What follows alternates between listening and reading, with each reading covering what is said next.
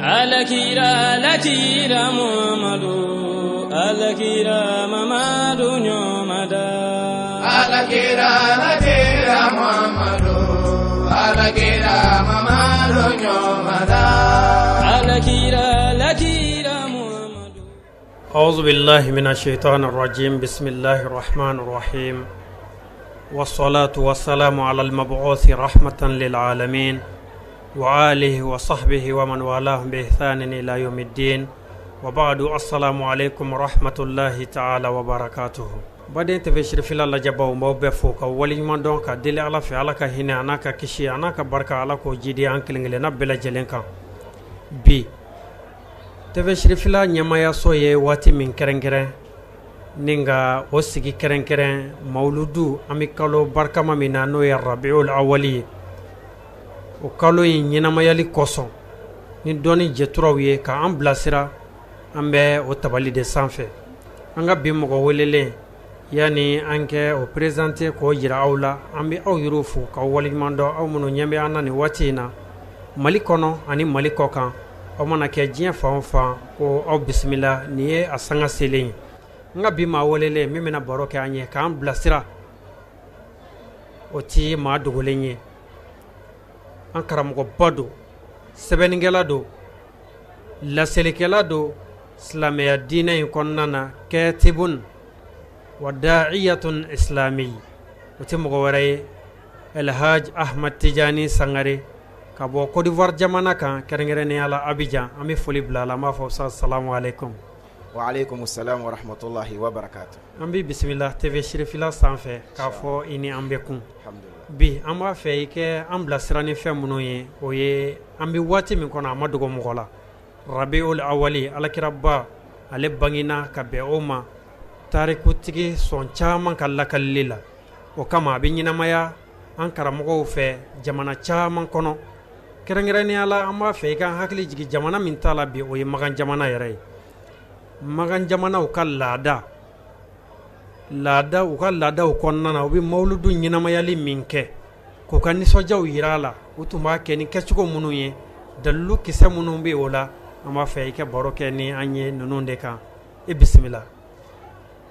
أعوذ بالله من الشيطان الرجيم بسم الله الرحمن الرحيم الحمد لله والصلاة والسلام على رسول الله وآله وصحبه ومن والاهم إلى يوم الدين وبعد. السلام عليكم ورحمة الله وبركاته. أنغرا مختار الحمد لله ميفو vraiment nanga bismillah yani Shirif la TV équipe bela jelenfo ametla ka ankara mo fo mi ni ko yere be sababu ye Sayyid Shirif Ousmane Madane Haidara amani ala fashi jani kene ala bango nyuma ala ko di anama anaka dembe bela jeni ni kirana sumo la hormaye sallallahu rasul. Alhamdulillah mna kuma femi kambi lahu ahamiyatun kubra importance bala min ka bon kosobe parce que abena mogo kuna foni de ka information di mogo ma tolama mogo do ya dugu mogo la fam ko mala ko dama no de mauludu koy alhamdulillah mauludu kabina damnena ina fama kala kechugo mununa karamɔgɔw ka faamu fana ɲɔgɔn kɔ dɔɔni a la nka mɔgɔw tɛ min dɔn o de ye karamɔgɔ fanba kɔrɔ n'i ye karamɔgɔw sarada 100 karamɔgɔ 90 ɲɔgɔnna walima n bɛ se ka 5 bɔ a la k'a fɔ 85 olu bɛɛ lajɛlen ko ɲuman don a ka kan ni kɛ ye basi t'a la sisan karamɔgɔ dɔw sɔrɔla ye minnu ma sɔn a ma olu fɛ ko kura don a mangani kɛli molu te tɛmɛ karamɔgɔ 100 i b'a sɔrɔ 10 walima 15 u tɛ tɛmɛ o kan mais mɔgɔw t'o kalama parce que a bɛ dɔw ɲɛna ko non karamɔgɔ majorité de ma sɔn a ma pourquoi parce que o ɲɛ bɛ jamana dɔ la n'o ye Magan jamana ye bi o ɲɛ b'a la o jamana o ka faamu kɛnɛ kanta o de a tɛ bɛn ye n'o ye Magan jamana ye o ka faamu kɛnɛ kanta ye a tɛ bɛn ye et puis o kɛn bɛ ka moyens bila disposition na pour que o ka faamu in ka se ka cari ala fana an bɛɛ b'a kala Magan jamana dawla ghaniya jiddan wala sebu ye kosɛbɛ wala pétrole bɛ ka boli ka dugukolo kɔrɔ donc Nabila Ibrahim alayhi salam o ka duwawu jaabila bon mara nana di olu ma bi min kɛ comme olu ka taabolo ye nin ye donc olu bɛ ka ni cari yɔrɔ bɛɛ ka sew fana bɔ a kama donc o mankan min bɛ ka kɛ diɲɛ kɔnɔ fan caman u ka lasigidenw fɛ a bɛ kɛ mɔgɔ dɔw kɔnɔ ko laala o fɔbagaw de ka ca k'a sɔrɔ shirzimatun qalila jamakulu fitinin dɔrɔn de don silama jamaw ni ɲɔgɔn cɛ wal aghrab min yɛrɛ ye kabakoko ye ka tɛmɛ nin bɛɛ kan o de ye k'a fɔ magan jamana yɛrɛ sisan de an kɔrɔ yan mawuluduko dabilala ye en 1932 an filɛ l'an 2016 donc 1932 a tɛ hali san 200 bɔ n'est-ce pas san 100 ani dɔɔni donc mawuludu ka dabila magan jamana kan k'a fɔ a kana kɛ ko haramu don o kɛla o tɛ san 200 bɔ san 100 dɔɔni dɔrɔn ka kɔn o ɲɛ dun a tun bɛ cogo di parce que mɔgɔ minnu y'a bali olu nalen fanga la de o y'a bali u y'u ka diinɛ faamu imposer jamana kan jamanatigi kɔrɔ minnu tun bɛ olu gɛnnen parce que hijazu jamana n'o de ye magan jamana ye n'o de ye Makka ni Madina ye o mara tun bɛ sherifuw de bolo o b'o wele ko sharifu Makka kabini kira ka hijira san 300 ni dɔɔni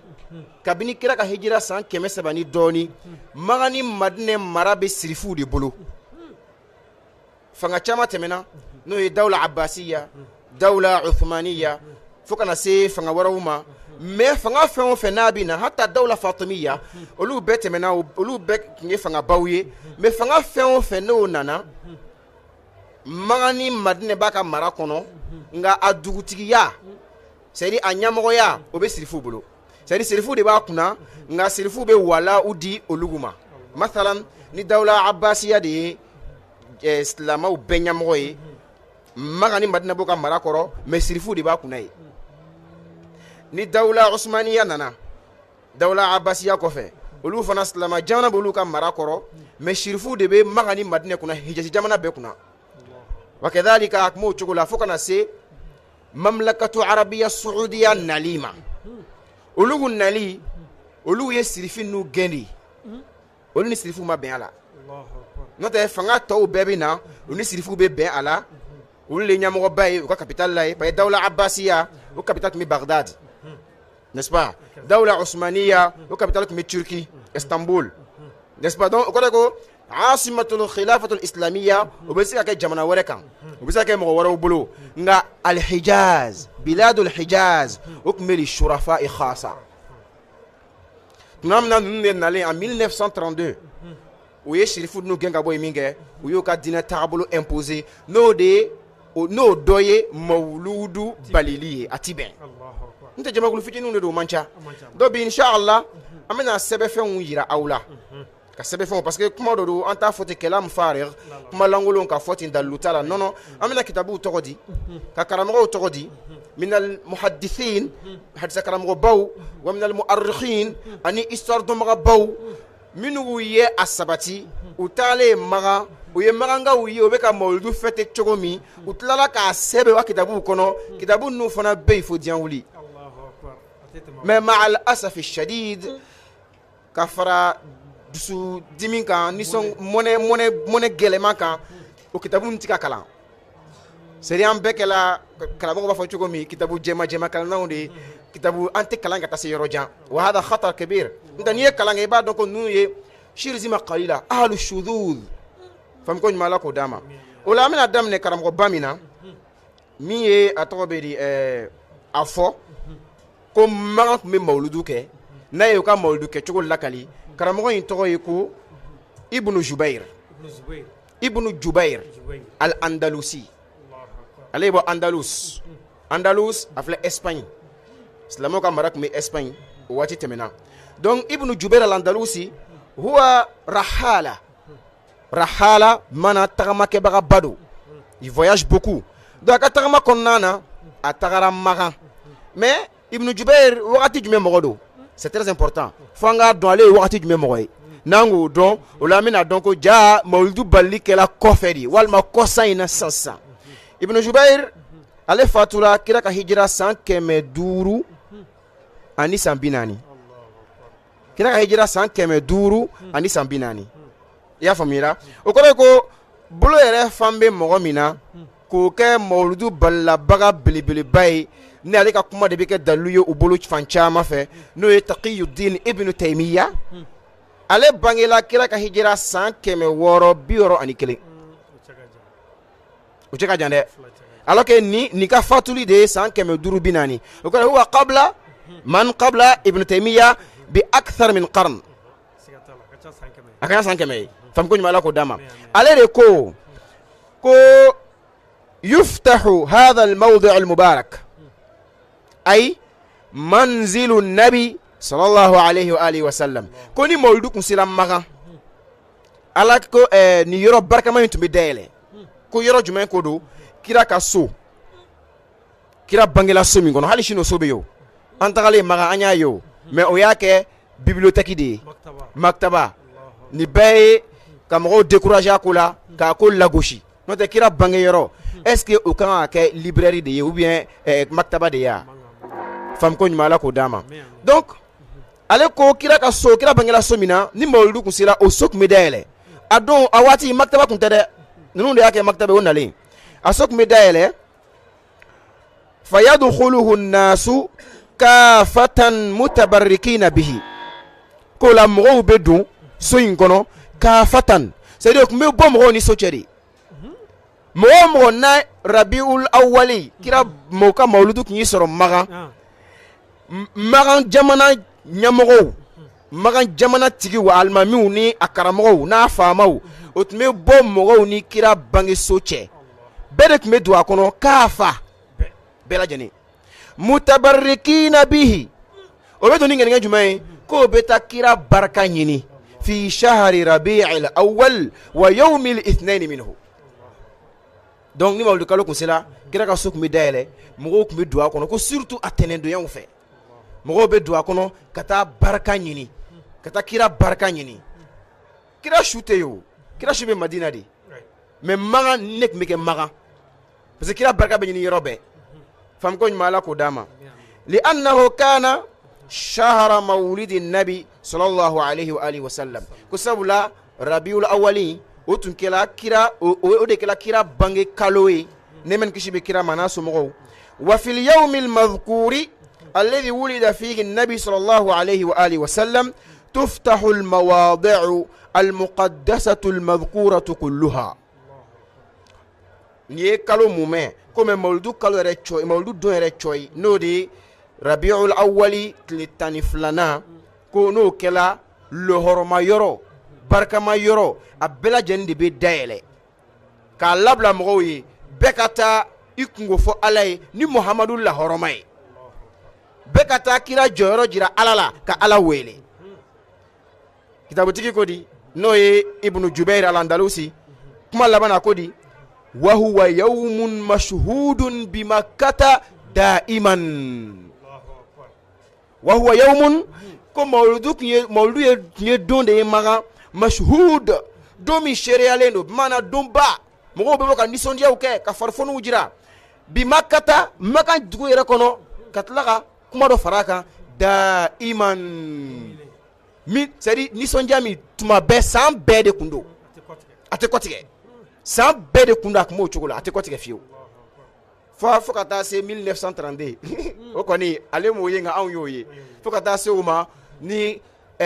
jamana tigi kuraw y'o a bali n'a bɛ mɔgɔw ɲɛna bi ko a tɛ kɛ Magan yɛrɛ fiyewu ko Magan ma deli k'a kɛ k'a sɔrɔ Magan taabolo de tun do Magan de taabolo kun do ninnu nalen de ni o y'a fɛngɛ sisan an ye nin kuma min fɔ sisan o bɛ kitabu jumɛn kɔnɔ c'est la question an tɛ se ka arabukan dɔ sɛbɛn ten papier kan walima k'a fɔ ko non kitabu tɔgɔ ye Rihlatu ibn Jubair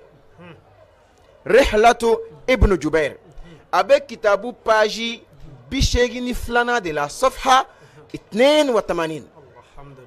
kitabu tɔgɔ ye Rihlatu ibn Jubair al-Andalusi safha page numéro 82 bisegi ani fila fam ko ɲuman Ala k'o d'a ma n'an bɔra yen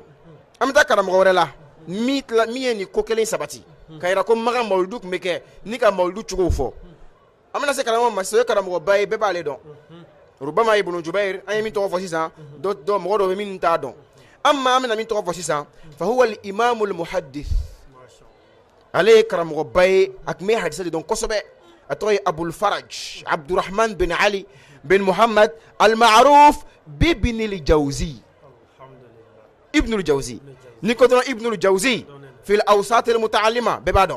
ببادون ابن الجوزي كرم رسومي جورمي تمالا دوني متمالا أيسلام يا دمتشومي أين نفهم كسلام يلا ولا ابن الجوزي عليه فوق كتابه كتابه من توي بيان المولد النبوي الشريف.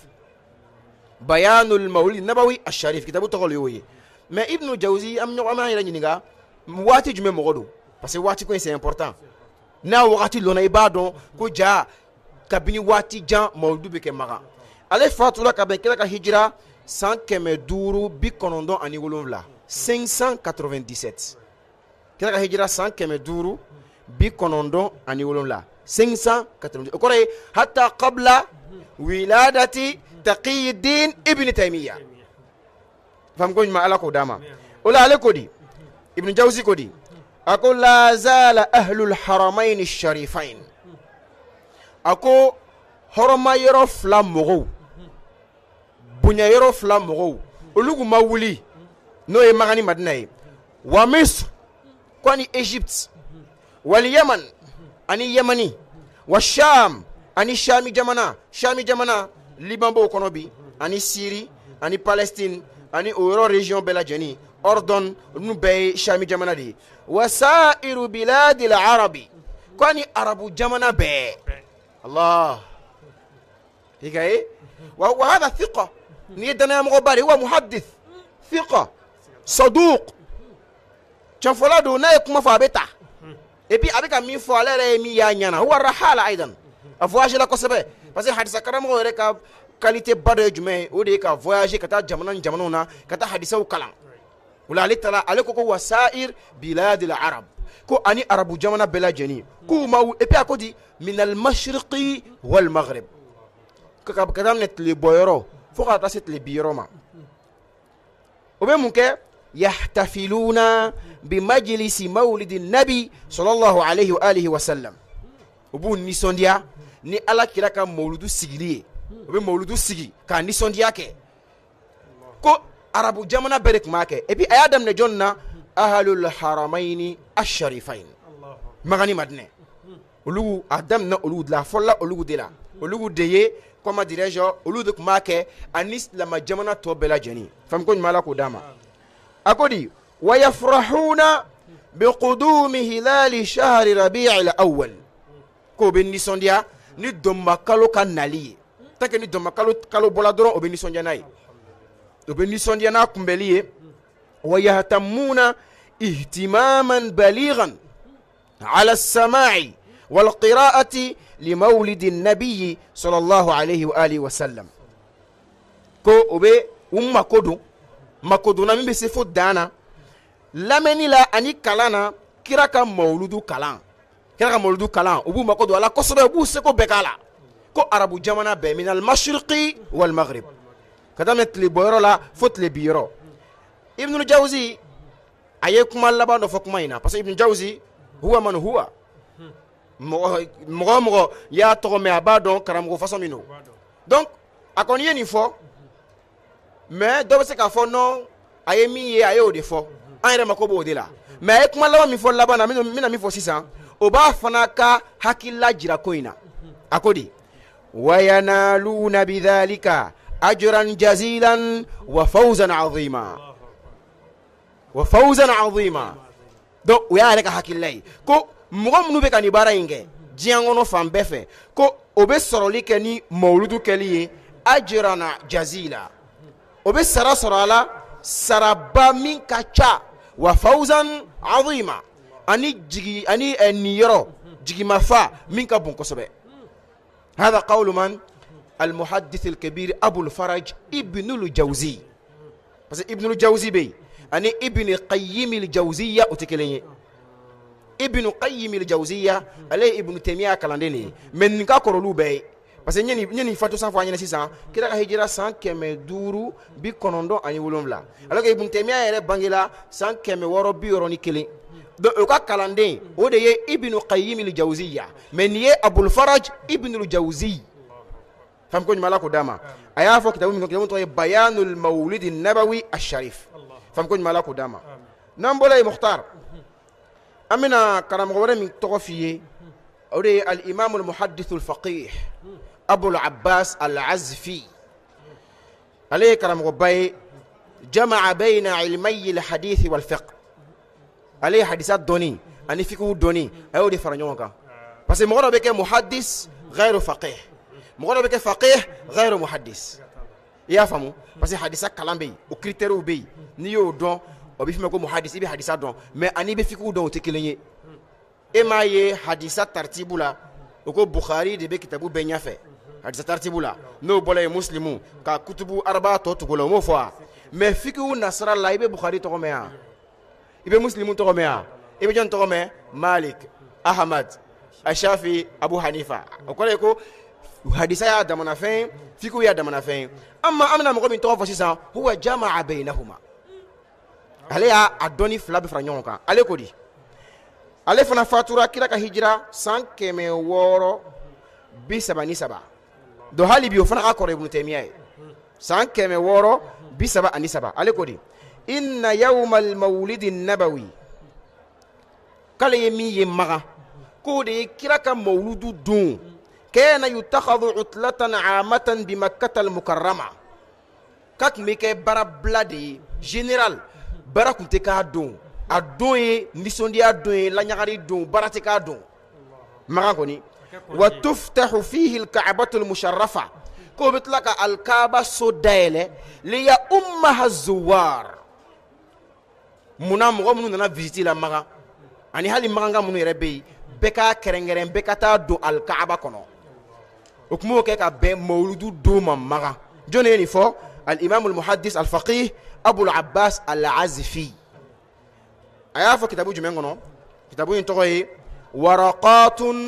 في حضارة المرينيين لمحمد المنوني كما يمكن كتابو توري كنو كتابو ين page numéro 517 à 518 يقول لك ادم ne page keme duru ni tani wolonvla kata se page keme duru ani tani shegima fam ko nyala ko dama na le bolay amna karama wara min tugala mukhtar akacha c'est ni dama be wasake mais ama chama fo pour que mo kala kunu ya famu ala kan kishi mo munu me koron fe kelela en fait malaya ne asoro tuer ou kusela mali koro iba yebo ka dina tabia yelema o ka famu bo imposer mo mu manga biye no be na wolo nunka mara kono olu bo lu tadeye dabo ko lu kono ko de asulu ko de chen kasrote hasha wakalla slava mali kono asanjoli akacha nunu nana ngoro ya meni mo mi tun wolla nunga mara kono abe kanyana ko ni de abey kasro fen chama kona ni nye fam ko nyala ko dama ola amna mo mi to fo sisa ale fana islam ya kono islama bebenaka ko ale le islam ya tariku do magabai c'est dit a voyager la kosobe ay voyager mi ke mo ka do mi ya voyager nyona ke ale joni ar-rahalatul mu'arrikh tagamake bagaba histoire do bagaba Muhammad bin Abdullah bin Muhammad at-Tanji mais abeloni to jumay parce que alisa iba sura do maga do ma don folo mais abeloni to me bo to do Ibnu Batuta niko Ibnu Batuta bebado huwa ghani an ta'rif amma ko te ka faka mali ramola Ibnu Batuta ali tamake bagabadi il a beaucoup voyagé andana fo farafina anana farafina fo malaya Tombouctou marana ayen yoro nu beke Ibnu Batuta aye voyage beke et puis aye histoire sebe amana ta yoro nuna o yoro abo ladam nu ye no abo sebe kabla kitabu bado kono ola kitabu yin to yidi kitabu yin to yi rihlatu Ibnu al-Batuta ega famu rihlatu Batuta kitabu to yi tuhfatu an-nadhar في غرائب الأمصار وعجائب الأسفار c'est-à-dire aye kitabu min sebe aka voyager la aye fem nu ye aya faranyo kitabu min gono kitabu min to de tim ko tuhfatun nadhar fi gharaib al amsar wa ajaib al asfar ni kitabu min daile a juzu folo a page numéro keme ani kele 101 ni ya daile aba fiye ko di wa yuftahu al bab al karim ko al kaaba bunda kak mi daile كل يوم جمعة جمعة دون بعد الصلاة جمعة سلكوا في نجمع سلكوا بنا وكم الكعبة بنا دايلة كبركة يني كوني دون جمعة أما كبودي لا أكو ويفتح في يوم مولد النبي صلى الله عليه وآله وسلم كوني مولد دون فنا كنسلا هل دو ما بين جمعة ما بس وكالا ذاك جمعة وجمعة ابن بطوطة أسلم مغا ayemin koloshi manga ufe juma ni juma seli bana bal kaba buna daele mo be dua kono ou bien we mo do kerengene minu be dua kono ko ngani mauludu don sera hal no ma ben juma doma ko be daele adon ka labla mo ye mo ka dal kaba kono